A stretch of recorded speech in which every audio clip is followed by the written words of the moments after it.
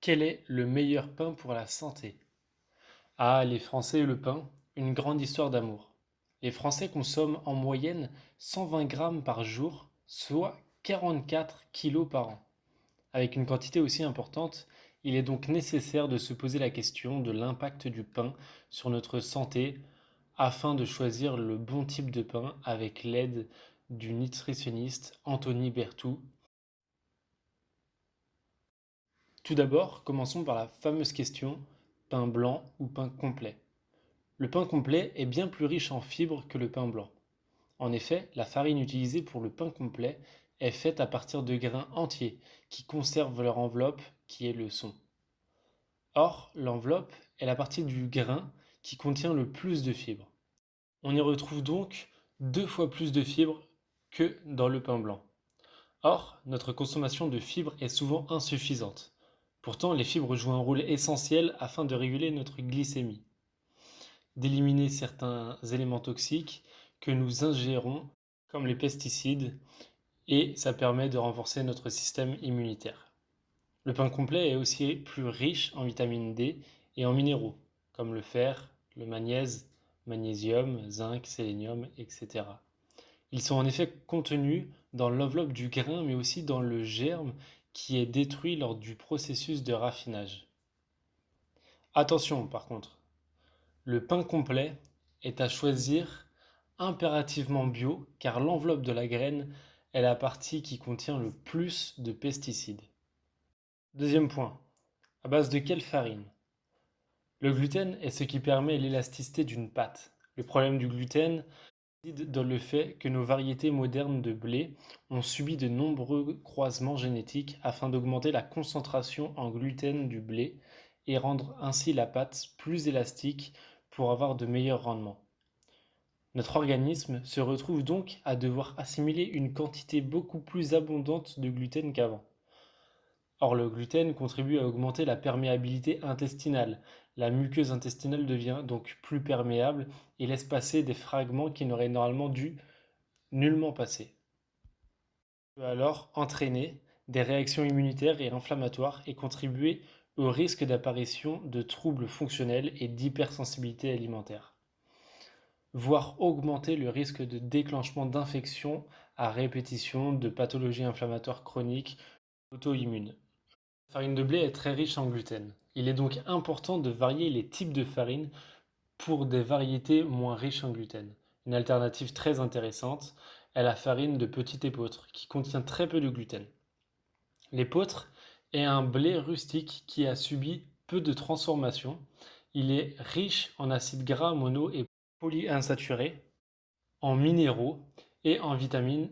Par ailleurs, les protéines contiennent les 8 acides aminés essentiels dont le corps a besoin, ce qui est rare pour une céréale. La farine d'épeautre, différente de celle du petit épeautre, est plus riche en gluten et donc un peu moins digeste. Comparons maintenant quelques farines. La première que nous allons voir, la farine de sarrasin. C'est une alternative intéressante. Elle est riche en fibres, en protéines et en antioxydants. Le sarrasin a par ailleurs un effet probiotique, il stimule la flore intestinale et aide ainsi à renforcer le système immunitaire. Seul inconvénient de la farine de sarrasin, elle a un indice glycémique plus élevé. Enfin, vous pouvez aussi opter pour de la farine de seigle. Pauvre en gluten, le seigle est riche en fibres et en antioxydants. Passons sur la farine de quinoa, de riz, de maïs ou encore de châtaigne. Ils sont également des alternatives contenant peu ou pas de gluten, mais dont l'intérêt nutritionnel est limité. Le riz est par ailleurs connu pour sa capacité à absorber fortement les substances toxiques, en particulier l'arsenic, et accumuler les métaux lourds. Il est donc fortement recommandé de choisir un pain bio s'il est à base de farine de riz.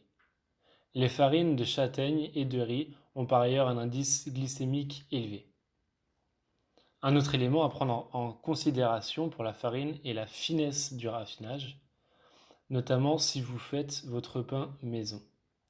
Elle est indiquée avec la lettre T suivie d'un chiffre. Plus le chiffre est élevé, moins la farine est raffinée. Chaque farine a son propre système de code. Pour la farine de blé, le code sont les suivants. En magasin, vous retrouverez la farine dite blanche, donc T45, T55, T65. Ensuite, il y a la farine semi-complète, à noter du T80, la farine complète T100 et la farine intégrale T150. Dernier point intéressant à aborder pour bien choisir son pain, pain à la levure ou pain au levain. La différence entre la levure de boulanger, ne pas confondre avec la levure chimique pour faire lever les gâteaux, et le levain réside dans le ferment utilisé. La levure de boulanger est en réalité un champignon microscopique présenté sous forme séchée ou fraîche et qui aussi utilisé pour faire de la bière et du vin.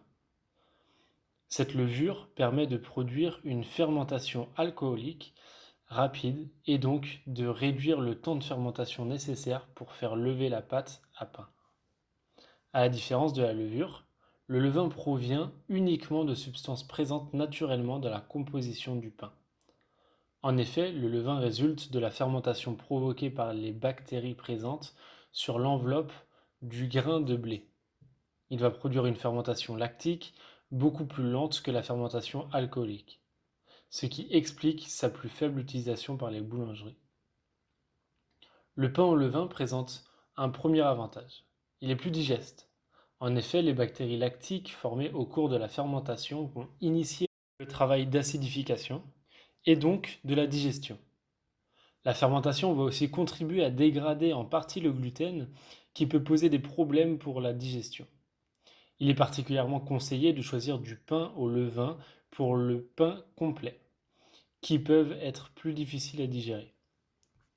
Par ailleurs, l'index glycémique du pain au levain est plus faible, celui du pain à la levure. Il est d'environ 65 contre plus de 80 pour celui à la levure. Le pain au levain va donc permettre une diffusion plus lente des glucides et donc limiter les fringales et le stockage du glucide sous forme de graisse. Enfin, le pain au levain présente aussi un apport plus élevé en vitamines et en minéraux. En effet, les vitamines et minéraux du pain sont enfermés dans une molécule appelée l'acide phytique. Cet acide reste intact au cours de la digestion et empêche les vitamines et minéraux de franchir la barrière intestinale pour passer dans notre organisme. Ils ne sont donc pas ou peu assimilés.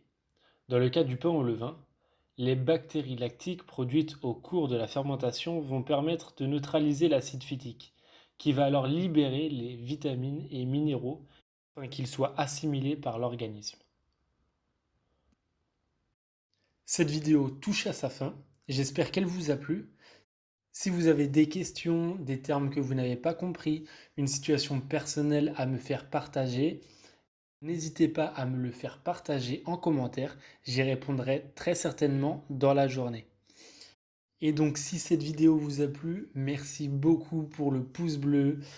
Abonnez-vous et à très vite pour de nouveaux sujets en vidéo, sport et santé. Bonne journée!